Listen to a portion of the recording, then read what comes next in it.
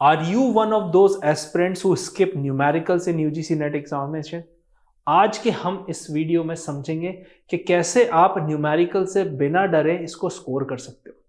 कई सारे स्टूडेंट्स होते हैं जो माइक्रो मैक्रो पे फोकस करते हैं और न्यूमेरिकल्स देखते ही उसे छोड़ देते हैं, क्योंकि इस एग्जामिनेशन में नेगेटिव मार्किंग तो होती नहीं है। तो उनका कहना है कि जितना ज़्यादा हो सकेगा उतने मार्क्स मिल गए तो ठीक है, नहीं तो छोड़ देंगे। ये बहुत सारे स्टूडेंट्स की मेंटालिटी रहती है। मैंने जितने भी स्टूडेंट्स से कॉन्वर्जेशन किया, इंस्टाग्राम लाइव किया, उन्होंने डीएम में मुझसे सवाल पूछे या फिर मेरे व्हाट्सएप नंबर पे, ultimately the problem is that you are scared of numericals. आज के इस वीडियो में हम समझेंगे कैसे वो डर दूर करें, कैसे साइकोलॉजी समझें कि भाई आपको अगर यूजीसी नेट के स्टैट्स और इकोनोमेट्रिक्स को कैप्चर करना है तो किस तरह से आप उसको कॉन्कर कर सकते हो। और सबसे इंपॉर्टेंट चीज जो मैं आज के इस वीडियो में समझाऊंगा आपको, वो है 30 सेकेंड्स एलिमिनेशन टेक्निक। इसके अलावा इस वीडियो के बीच में एक गिफ्ट भी है। वो एक बेहतरीन गिफ्ट है जो आपको पसंद आएगा, यू विल लव इट जैसे ही आपको पता चलेगा। तो आइए आज शुरू करते हैं। सबसे पहले बात करते हैं स्टैटिस्टिक्स इकोनोमेट्रिक्स की। ये दो एरिया ऐसे हैं जहां से आपके क्वेश्चंस काफी बनते हैं और किस किस टाइप से ट्रैप फंसाया जाता है उसको हम यहाँ पे समझेंगे। ठीक है, इसमें क्या क्या प्रोबेबिलिटी को डिस्कस करेंगे, सैम्पलिंग को, एस्टिमेशन को, टेस्टिंग को और रिग्रेशन को, क्योंकि ये सारे एरिया से लगातार, अगर पिछले मेरे 12 साल के एक्सपीरियंस की बात करूं तो मैंने 24 यूजीसी नेट के एग्जाम देखे हैं और मेजॉरिटी क्वेश्चंस इसमें से आते हैं और स्टूडेंट्स यहाँ पर स्ट्रगल भी करते हैं। तो किस तरह से आप इसको कॉन्कर कर सकते हो, क्योंकि अगर आपका टारगेट जेआरएफ है तो आपको ये एरियाज बिना छोड़े, मतलब छोड़कर काम नहीं होगा, इनको आपको पकड़ना ही पड़ेगा। ठीक है, अब सबसे पहली चीज है स्टैटिस्टिक्स की बात करते हैं, इकोनोमेट्रिक्स की। क्यों ये डिसाइड करती हैं जेआरएफ। मतलब आपको अगर जेआरएफ एम करना है, अगर आप सिर्फ असिस्टेंट प्रोफेसर एम कर रहे हैं तो कहीं ना कहीं आप हो सकता है इसको स्किप करके पहुंच जाए बाकी सब्जेक्ट्स को पढ़ के। बट यहां पर अगर आपको जेआरएफ या टॉप करना है, आपको करीबन 220 नंबर के आसपास स्कोर करना पड़ेगा, जो कि एक सेफ जोन होता है कट ऑफ के लिए, क्योंकि ये यूनिट मेक इट और ब्रेक इट यूनिट हो जाती है। इसका क्या मतलब है, 220 नंबर, लगभग 70 से 75 क्वेश्चन आपको सही करने होंगे आउट ऑफ 100। अब यहाँ पर चीजें सिंपल सी समझते हैं कि क्या ग्राउंड रियलिटी है। Stats plus econometrics, highest JRF separation. Generally students क्या समझते हैं कि जब भी हम इकोनोमेट्रिक्स या स्टैट्स पढ़ रहे हैं तो माइक्रो मैक्रो सभी पढ़ रहे हैं, ग्रोथ एंड डेवलपमेंट सब पढ़ रहे हैं, पर मान लीजिए वो 5% स्टूडेंट्स हैं जिन्होंने ये दो यूनिट भी बहुत अच्छे से पढ़ी हैं और वो उसको टैकल कर पा रहे हैं, तो उनको मार्क्स ज्यादा मिलेंगे and this is how they can get ahead in the competition. ठीक है, अब सबसे ज्यादा प्रॉब्लम क्या होती है, वो न्यूमेरिकल्स को स्किप कर देते हैं। अब इस एग्जामिनेशन में कैलकुलेटर तो है ही नहीं, तो जब कैलकुलेटर नहीं है, टिल डेट तो नहीं है, अब इसमें जो न्यूमेरिकल्स पूछे जाते हैं बहुत सिंपल फॉर्मेट में पूछे जाते हैं। जैसे वेरिएंस है, अगर आपको नॉर्मल वेरिएंस है तो मीन मीडियन मोड आपको पता है इक्वल होगा। जब इक्वल होगा तो कहीं ना कहीं आप उसको फॉर्मूला लेके निकाल सकते हैं। वही सेम चीज रिग्रेशन की हो गई, वही सेम चीज कोरिलेशन से हो गई, या मीन मीडियन मोड में से किसी एक की वैल्यू मिसिंग है, बाकी की दो की दी हुई है, तो भी आप वैल्यू निकाल सकते हो। तो ये जो बेसिक न्यूमेरिकल्स होते हैं ना, वो उतने कठिन होते नहीं है। नेक्स्ट आता है फियर फॉर्मूलाज। तो फॉर्मूला को लेके वो डरते हैं। अब इसके लिए ना मैंने बेहतरीन एक चीज की आपके लिए, मैंने पूरे 10 सब्जेक्ट्स के ना फॉर्मूला शीट बनाई है। मतलब हर subject, micro macro stats econometrics, ऐसे 10 सब्जेक्ट में जितने जितने फॉर्मूला आते हैं वो आपके लिए एक जगह कंपाइल कर दिए, जिससे कि आप इजीली रिवाइज कर सको। अगर आपको वो चाहिए तो नीचे जो सपोर्ट नंबर दिया है, या लास्ट में मैं आपको सपोर्ट नंबर बताऊंगा 7880107880, उस पर आप मांग लेना। ठीक है, तो वहां से आपका फॉर्मूला का डर खत्म हो जाएगा। जैसे आपको पता चल जाएगा कि इस एरियाज में मुझे इतने फॉर्मूला याद करने ही करने हैं। तो इस तरह से फिर आ जाता है गेस ब्लाइंडली, क्योंकि जब हम उसको पढ़ते नहीं है, जब अप्रोच नहीं किया गया, और जब पढ़ते नहीं है, अप्रोच नहीं किया गया, तो हम ब्लाइंडली उसको गेस करने की कोशिश करते हैं। So JRF is cleared where others stop practicing. तो बाकी लोग सोचते हैं कि इतना हो गया, काफी है, शायद इसमें एग्जाम निकल जाएगा, वहीं से जेआरएफ की तैयारी शुरू होती है। ठीक है, तो यहां पर आपको एक क्लैरिटी मिल गई कि क्या 3 चीजें हैं जो प्रॉब्लम क्रिएट करती हैं। ये 3 चीजें हैं जो मैनी एस्पिरेंट्स करते हैं, आपको नहीं करना है। अब क्या करना है उसको हम डिस्कस करते हैं। अब सबसे बड़ी चीज है कैसे डिजाइन किए जाते हैं स्टैट्स और इकोनोमेट्रिक्स के एमसीक्यू। जैसा कि मैंने ये वीडियो सीरीज में बताया था, ये 7 वीडियोस की सीरीज है यूजीसी नेट की। मैंने पहले 3 वीडियो जो कि कवर किए हुए हैं, एक यूजीसी नेट का ओवरऑल एग्जामिनेशन, जिसमें आपको अप्रोच बताई है, सेकंड माइक्रो, थर्ड मैक्रो और एक चौथा वीडियो स्टैट्स एंड इकोनोमेट्रिक्स का। इसके जो पिछले 2 वीडियोस हैं मैंने उनमें हर चीज में बताया कि आपको एग्जामिनर का पर्सपेक्टिव समझना है। मतलब मैं अगर आपके लिए क्वेश्चन बना रहा हूं तो मेरे दिमाग में किस टाइप के कॉन्सेप्ट्स हैं, किस टाइप के पास्ट ईयर्स के पेपर्स हैं, है ना। तो ये इस हिसाब से आपको ये चीजें पता चलती हैं। अब एमसीक्यू की साइकोलॉजी देखते हैं, ठीक है। पहले एनटीए क्वेश्चन कैसे बनाता था, वो चीजों को बताने के लिए बनाता था। फॉर एग्जाम्पल फॉर्मूला बेस्ड आते थे, आपने कोई चीज एक्सप्लेन की रिग्रेशन मॉडल में, उन्होंने आपसे फॉर्मूला पूछ लिया, कोरिलेशन का फॉर्मूला पूछ लिया। बट अब जो हो रहा है वो कंसेप्ट बेस्ड ज्यादा आ रहा है। कंसेप्ट बेस्ड आ रहा है मतलब अगर मीन में कोई इशू है, अगर इकोनोमेट्रिक्स में, डेटा में, टाइम सीरीज के में कोई इशू है, तो क्या डिफरेंस आएगा वेरिएंस पे, क्या डिफरेंस आएगा उनके अजम्पशंस पे। तो पहले सिर्फ पूछा जाता था कि ये क्या है, अब पूछा जा रहा है कि अगर एक अजम्पशन हटा लिया जाए या इसका क्या इंपैक्ट होने वाला है इकोनॉमी पे, अगर इस तरह से चीजें इंप्लीमेंट की जाएंगी तो स्टैटिस्टिक्स या डेटा पे क्या असर होगा। मतलब थोड़ा कॉज एंड इफेक्ट को इंप्लीमेंट किया गया। फिर वो आपकी कंडीशंस ऑफ एप्लीकेबिलिटी को टेस्ट करते हैं, जैसे पॉइजन डिस्ट्रीब्यूशन है, बाइनोमियल डिस्ट्रीब्यूशन है, नॉर्मल डिस्ट्रीब्यूशन है, कब कौन सा यूज करना है ना। पॉइजन डिस्ट्रीब्यूशन कब होता है, रेयरिटी पे होता है, जैसे नंबर ऑफ एक्सीडेंट्स कैलकुलेट करना। अब किस टाइप पे क्या कैलकुलेट करना है। मल्टीकोलिनियरिटी एक प्रॉब्लम है इकोनोमेट्रिक्स में डेटा के साथ। क्यों होती है, जब 2 अलग अलग फैक्टर्स जो है जैसे x1 और x2 वो आपस में इंटर रिलेटेड नहीं है बट स्टिल उनसे इंपैक्ट हो रहा है। फॉर एग्जाम्पल हम समझते हैं कि एक तरफ वेदर है, ठंड है, दूसरी तरफ मार्केट जो आपका लोकल मार्केट है उसमें चीजें नहीं बिक रही। अब ज्यादा ठंड है तो लोग शाम में बाहर नहीं निकल रहे हैं। अब जब वो बाहर नहीं निकलेंगे तो शॉप्स पे कौन जाएगा, जब शॉप्स पे फुटफॉल नहीं होगा तो ऑब्वियसली उनकी सेल डाउन रहेगी। मतलब 2 डिफरेंट फैक्टर हैं पर स्टिल वो डेटा को अफेक्ट कर रहे हैं, फाइनल आउटकम को इफेक्ट कर रहे हैं। तो इस टाइप से आपको चीजों को एप्लीकेबिलिटी तरह से समझना है, ठीक है। हिडन पैटर्न है, ऑप्शंस डिफर बाय 1 अजम्पशन। तो कई बार वो एक अजम्पशन को ट्विक कर देंगे, इस टाइप के क्वेश्चन आएंगे, ठीक है। और 1 ऑप्शन वायलेट स्टैटिस्टिकल लॉजिक। अब लॉजिक को कैसे प्रिडिक्ट करते हैं, जैसे फॉर एग्जांपल यहां पर देखते हैं, इन स्टैटिस्टिक्स रॉन्ग अजम्पशंस किल करेक्ट फॉर्मूलाज। एक सिंपल सी चीज समझते हैं कि अगर डेटा बेस्ट है, बेस्ट है मतलब BLUE, best linear unbiased estimator. अब वो अनबायस्ड एस्टिमेटर को लेके मैंने आपको आगे एक एग्जांपल रखा है, ठीक है। जैसे मैं आपको यहां पर बताता हूं, ठीक है। जैसे ये एस्टिमेटर है, assuming unbiased estimator is always efficient. अब यहां पे क्या वर्ड आया, ऑलवेज। जब ऐसे एक्सट्रीम वर्ड आ जाए तो कहीं ना कहीं ये ट्रैप है। क्यों है, क्योंकि अनबायस्ड एस्टिमेटर जब अज्यूम करते हैं कि हमेशा एफिशिएंट होगा, ऐसा नहीं होता। अभी मैं आपको आगे चीजें समझाऊंगा कि क्यों ऐसा नहीं होता, क्योंकि 3 अलग चीजें उसमें होती हैं। उसके पहले हम स्टैटिस्टिक्स को समझते हैं थोड़ा, ठीक है। प्रोबेबिलिटी एंड डिस्ट्रीब्यूशन की बात करते हैं, ये मोस्ट रिपीटेड एरियाज हैं, ठीक है। इसमें आपको कहीं ना कहीं क्वेश्चन ऐसे मिलेंगे जहां पे वो आपसे कोरिलेशन पूछेंगे या फिर वो नंबर्स की बात करेंगे कि इसकी प्रोबेबिलिटी 1 है, इससे 1 से कम है, ज्यादा है, क्या है, ठीक है। और डिस्ट्रीब्यूशन, क्योंकि डेटा का डिस्ट्रीब्यूशन, सो बाइनोमियल हो गया, पॉइजन हो गया और नॉर्मल डिस्ट्रीब्यूशन हो गया। अब जो फ्रीक्वेंटली आस्क्ड क्या है, रैंडम वेरिएबल्स पूछे जाते हैं, मीन और उनके वेरिएंस का इंटरप्रिटेशन पूछा जाता है, normal, binomial, Poisson in distribution का यूजेज पूछा जा रहा है। अब इसमें क्या फंसाते हैं आपको, ट्रैप क्या है, confusing parameter with random variables. तो पैरामीटर और रैंडम वेरिएबल्स में डिफरेंस है, वो आपको इस तरह से कंफ्यूज करने की कोशिश करेंगे। पुराने वीडियो में मैं ये टॉपिक डिटेल में कवर कर चुका हूं, अगर आपको इन पे डाउट है तो आप वो वीडियोस देख सकते हैं, ठीक है। सेफ लॉजिक क्या है, distribution describe randomness not certainty.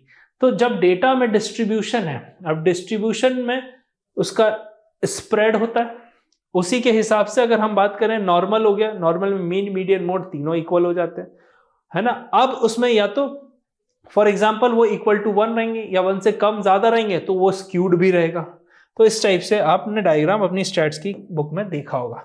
ये किसी तरह के कुछ कुछ क्वेश्चन से बाइनोमियल डिस्ट्रीब्यूशन, तो आप देखो फैक्चुअल इंफॉर्मेशन पूछी गई है, आइडेंटिटीज पूछी गई है, प्रोबेबिलिटी मांग ली गई है और ईच ट्रायल से लेके आउटकम मांगा गया। तो ये 4 टाइप के क्वेश्चंस आपको देखने को मिलते हैं। आप ये पीपीटी ले सकते हैं, सपोर्ट नंबर पे मांग लेना, पीपीटी दे देंगे तो आप इसको देख सकते हो। ठीक है, अब सैम्पलिंग और एस्टिमेशन क्या है, मतलब concept is more important over calculation. तो अगर आपको कैलकुलेशन आती है तो डजंट मीन कि आपको कॉन्सेप्चुअल क्लैरिटी भी है। जैसे मैं आपको यहां बताता हूं, unbiased is not equal to best. अगर डेटा आपका अनबायस्ड है तो इसका मतलब ये नहीं बेस्ट है। यहीं पर assuming unbiased estimator is always efficient, तो आप देखो ये कॉन्ट्राडिक्ट कर गया चीजों को। जब ये चीजों को कॉन्ट्राडिक्ट कर रहा है मतलब कहीं ना कहीं यहां पर प्रॉब्लम फंसी हुई है। क्या प्रॉब्लम फंसी है? सिंपल, अभी मैं आपको समझाता हूं। पहला है सैंपलिंग मेथड, किस किस टाइप के सैंपल होते हैं, sample size, properties of estimators, bias और एफिशिएंट डेटा क्या होता है, कंसिस्टेंसी और सफिशिएंसी क्या होता है। मैं आपको एक एक एग्जांपल समझता हूं। डेटा बायस है, इसका क्या मतलब है कि जब भी हमने डेटा कोई सा भी लिया वो अपने पैरामीटर्स जो हैं, जैसे ट्रू पॉपुलेशन है, तो फॉर एग्जांपल मैंने एक जगह से पानी कलेक्ट किया एक सैंपल से, अब वो एक मग पानी पूरे तालाब के पानी को रिप्रेजेंट करेगा। ठीक है, अब अगर वो नहीं करता है तो वो बायस है। एफिशिएंसी का मतलब क्या है कि उसमें वेरिएंस कम है, मतलब जो उसकी ट्रू पॉपुलेशन है उससे वो उतना डिफर नहीं करता। अगर वो पूरा ही डिफर करता है तो इनएफिशिएंट डेटा हो गया, क्योंकि वो उसको रिप्रेजेंट नहीं कर रहा। ठीक है, are you getting my point? फिर आ जाता है कंसिस्टेंसी। डेटा की कंसिस्टेंसी कैसी है? कंसिस्टेंसी का क्या मतलब है, मान लीजिए मैं एक रिसर्च कर रहा हूं और जो मैंने एक छत्तीसगढ़ के स्टेट में किया। अब छत्तीसगढ़ के स्टेट में किया तो वो रिसर्च तो सही थी, पर वही जो मेरा एन वेरिएबल था जो मैंने छत्तीसगढ़ के स्टेट के रिसर्च के लिए लिया था, उसी को मैंने ऑल इंडिया रिसर्च पे अगर लेके गया तो वो डेटा आपका कंसिस्टेंट नहीं है, मतलब वो एन की वैल्यू चेंज हो गई। तो इसका क्या मतलब है कि छोटे लेवल पे किया तब तो अच्छे से रिप्रेजेंट कर रहा था, पर जैसे ही उसको बड़े लेवल पे लेके आए डेटा आपका इनकंसिस्टेंट हो गया। तो क्वेश्चंस इस तरह से पूछे जाते हैं और आपसे एक्सपेक्ट किया जाता है कि आप इनमें डिफरेंस क्रिएट कर सके। तो अब यहां से आप समझ सकते हैं, assuming unbiased estimator is always efficient. तो ये तो पहला रेड फ्लैग है कि ऑलवेज वर्ड है। अब ऑलवेज एफिशिएंट नहीं होता, क्योंकि थोड़ा अनबायस्ड चल जाता है, बट डेटा स्टेबल होना चाहिए, मतलब डेटा एफिशिएंट होना चाहिए, उसमें कम से कम वेरिएंस होना चाहिए। ये एक बेसिक टर्मिनोलॉजी है। तो एस्टिमेटर क्वालिटी जो होती है वो डिपेंड्स ऑन रिलायबिलिटी होती है, नॉट जस्ट बायसनेस। तो reliability is more important than biasness. अगर इसी स्टेटमेंट को उल्टा कर दिया जाए तो आप फंस जाओगे, और वहीं पर एनटी आपको फंसाता भी है। फिर आ जाते हैं हाइपोथेसिस टेस्टिंग पे। ये लॉजिक फर्स्ट की बात करता है। ठीक है, सो testing is about decision. It means हम कोई भी चीज टेस्ट कर रहे हैं किसी डिसीजन तक पहुंचने के लिए। ओके, फॉर एग्जांपल ये आपने सुना ही होगा, नल और अल्टरनेट हाइपोथेसिस होती है। तो नल हाइपोथेसिस एक अपनी फंडामेंटल हाइपोथेसिस होती है और अल्टरनेट उसका ऑपोजिट होता है। ठीक है, जैसे टाइप 1 और टाइप 2 एरर्स होते हैं। तो कई बार क्या होता है, चीजें सही हैं टाइप 1 में, पर आपने उसको एक्सेप्ट नहीं किया, तो ये प्रोड्यूसर का लॉस हो गया। मान लीजिए मैंने एक केक बनाया, अब वो केक सही था पर मैंने उसको डिस्कार्ड कर दिया, तो किसका नुकसान हो गया? प्रोड्यूसर का नुकसान हो गया। पर वहीं टाइप 2 एरर में क्या होता है, केक था पर वो खराब था और मैंने उसको एक्सेप्ट कर लिया और शॉप पे रख दिया और किसी ने खा लिया, तो क्या हो गया? कंज्यूमर का नुकसान हो गया। मतलब टाइप 2 में जनरली कंज्यूमर का ही नुकसान होता है, टाइप 1 में प्रोड्यूसर का नुकसान होता है। अब यही चीज वैक्सीन में भी समझ सकते हैं। कोविड-19 की वैक्सीन टाइप 1 मतलब वैक्सीन सही थी, सरकार ने रिजेक्ट कर दी। और टाइप 2 में क्या है, वैक्सीन क्योर नहीं कर रही थी कोविड-19 को, फिर भी सरकार ने एक्सेप्ट कर लिया, फ्री में सबको वैक्सीन लगा दी, पर असर कुछ हुआ नहीं। तो इस टाइप के एरर। फिर पी वैल्यू ग्रेटर देन 1 है, लेस देन 1 है, इक्वल टू 1 है, उसका इंटरप्रिटेशन आपसे पूछा जाता है। लेवल ऑफ सिग्निफिकेंस पूछा जाता है कि अगर डेटा थोड़ा बहुत अनबायस्ड है, जैसे मैंने कहा, ठीक है थोड़ा बहुत बायस्ड डेटा चल जाता है बट एफिशिएंट होना चाहिए, कंसिस्टेंट होना चाहिए, तो कितने लेवल तक सिग्निफिकेंस चल जाता है? 5% लेवल तक, 1%, 2.5%, किस लेवल तक, वो पूछा जाता है। अब ये ट्रैप है, confusing accepting H naught with failing to reject H naught. अगर आप इस ट्रैप में फंस गए तो आपको कोई नहीं बचा सकता। कंसेप्चुअल क्लैरिटी आज की तारीख में एनटीए नेट एग्जामिनेशन में सबसे ज्यादा इंपॉर्टेंट है। करेक्ट थिंकिंग क्या है? Statistical tests provide evidences not proof. Proof और एविडेंस में डिफरेंस है, इसीलिए आपको इस पे ध्यान देना है। इसके अलावा टाइप ऑफ हाइपोथेसिस टेस्ट को देख सकते हैं किस तरह से ये डायग्राम आपने स्टैट्स में भी देखा होगा, इसको भी आप देख सकते हैं। 2.5% रिजेक्शन एरिया मतलब 95% एक्सेप्टेंस एरिया है। तो इस टाइप से कौन कौन से एरिया हैं, क्या रिजेक्शन होता है, ये है। तो right tailed, to tailed, left tailed, इस टाइप से यहाँ पे देख सकते हैं। ये टू टेल हो गया है ना, ये लेफ्ट हो गया, ये राइट हो गया, इस टाइप के डायग्राम से। अब इकोनोमेट्रिक्स की बात करते हैं। Regression is an interpretation not an equation. Okay, यहाँ पर स्टूडेंट्स को डर लगता है क्योंकि जैसे ही वर्ड रिग्रेशन आता है वो डर जाते हैं इस चीज से और उसको समझ नहीं पाते। तो कोएफिशिएंट इंपॉर्टेंट है। Okay, meaning of coefficient is important. Now if you see significance versus goodness of fit, ये भी आपने डेटा स्टैट्स में सुना होगा। अजम्पशंस जो हैं ओएलएस के वो सबसे ज्यादा वाइटल है। आजकल इकोनोमेट्रिक्स में यही टाइप के क्वेश्चन आते हैं। अगर आप इकोट्रिक्स, जिसको इकोनोमेट्रिक्स में शॉर्ट में कहते हैं इकोट्रिक्स, ना इकोट्रिक्स की बात करें तो जो ओएलएस के अजम्पशंस हैं उनके वायलेशन पे क्वेश्चन आता है। जैसे for example multi collinearity intuition कब आएगा, जैसे मैंने आपको अभी एग्जांपल दिया था वेदर का और मार्केट का। ठंड बहुत ज्यादा है तो लोग मार्केट नहीं जाएंगे, और जब लोग मार्केट नहीं जाएंगे तो मार्केट फ्लरिश कैसे होगा, मार्केट की सेल नहीं होगी, ग्रोथ कम होगी।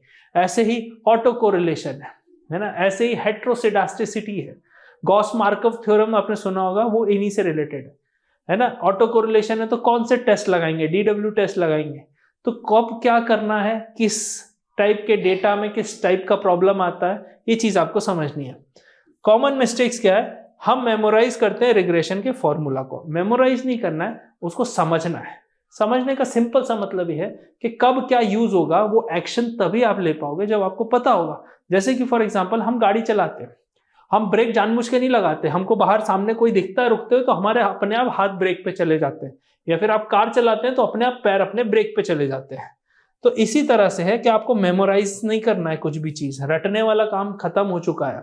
ठीक है, explaining what the coefficient says about the economy, ये आपको एक्सप्लेन करना है कि वो कोएफिशिएंट क्या है। कोएफिशिएंट इज लाइक जिसके साथ वो अटैच्ड है उसका इंपैक्ट कितना होने वाला है। ठीक है, फिर आ जाते हैं पीवाईक्यू बेस्ड एलिमिनेशन पे। PYQ based elimination strategy statistics का। अब जितने बच्चों ने यहां तक ये वीडियो देखा है उनके लिए एक बेहतरीन गिफ्ट है।